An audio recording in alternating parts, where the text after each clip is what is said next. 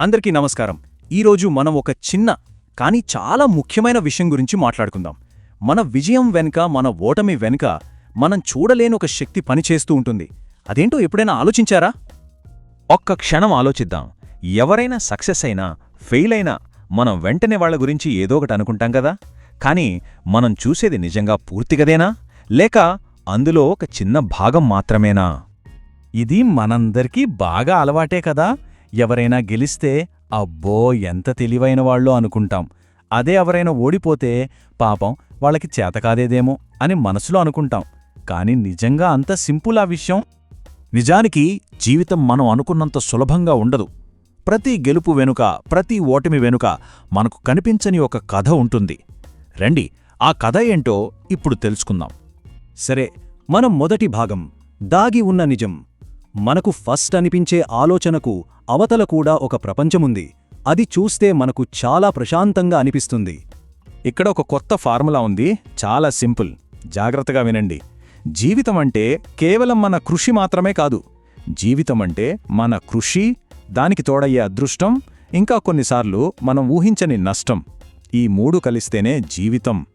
ఈ ఒక్క విషయం అర్థమైతే చాలు, మనం ప్రతిదాన్ని చూసే పద్ధతే మారిపోతుంది.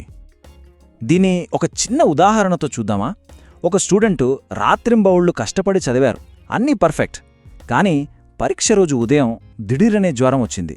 పాపం గదా. ఇది వాళ్ల తప్ప కాదు, ఇదే నష్టం. అలాగే కొన్నిసార్లు పెద్దగా కష్టపడకపోయినా సరైన టైంలో ఒక మంచి అవకాశం తలుపు తడుతుంది. అదే అదృష్టం. అంటే కష్టపడడం చాలా ముఖ్యం, కానీ అన్నీ మన చేతుల్లో ఉండవు.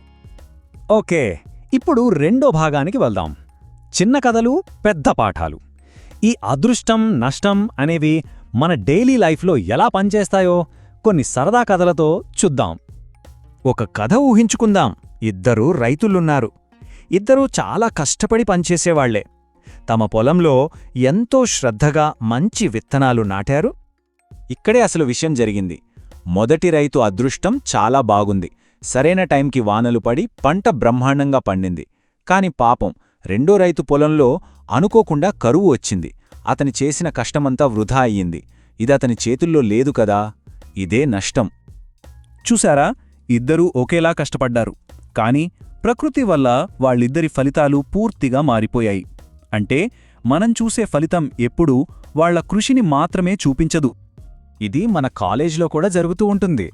రాహుల్ చేసిన ఒక ప్రాజెక్ట్ని అనుకోకుండా ఒక ప్రొఫెసర్ గమనించారు.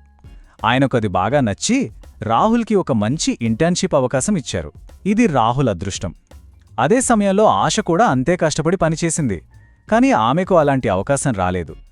ఇందులో ఆశ తప్పేమీ లేదు, కేవలం అవకాశం ఆమె దాకా రాలేదు. సరే, మన మూడో భాగం, దిగ్గజాలకు కూడా అదృష్టముంది.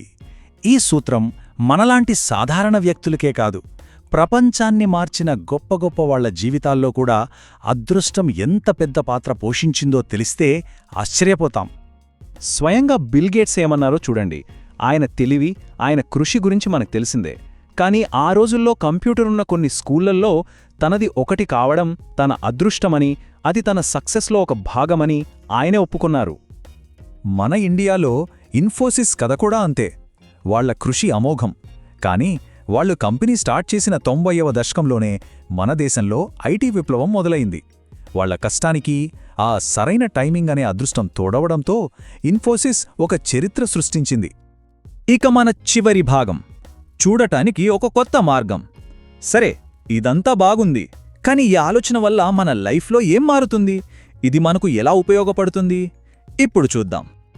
ఈ ఆలోచన మనసుకు చాలా ప్రశాంతతనిస్తుంది తెలుసా. అనవసరంగా ఇతరులతో పోల్చుకోవడం మానేస్తాం. గెలిచినప్పుడు గర్వం బదులు వినయం, కృతజ్ఞత ఉంటాయి. ఎవరైనా కష్టాల్లో ఉంటే వాళ్లని చూసి తేలిగ్గా జడ్జేయం. ఎందుకంటే వాళ్ల కథలో మనకు తెలియని నష్టమనే భాగం ఉండి ఉండొచ్చు కదా. ఈరోజొక చిన్న పని చేద్దామా? మీ డైరీలో ఇలా రాసుకోండి, నేను కష్టపడతాను, కాని ఫలితాన్ని బట్టి నన్ను నేను జడ్జ్ చేసుకోను. ఆ తర్వాత అదృష్టం వల్ల మీకు కలిసొచ్చిన ఒక సంఘటనను, మీ తప్పు లేకపోయినా మీరెదుర్కొన్న ఒక కష్టాన్ని గుర్తు చేసుకోండి. ఇది మనకు జీవితంపై ఒక కొత్త క్లారిటీ ఇస్తుంది.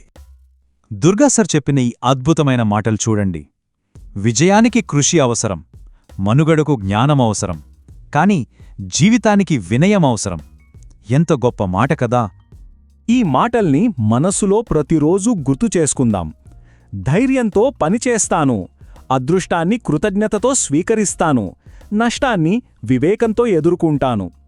గుర్తుంచుకోండి, మనం చేయగలిగింది మన వంతు ప్రయత్నం చేయడమే. మిగిలిందంతా దయతో, వినయంతో స్వీకరించడమే. ధన్యవాదాలు.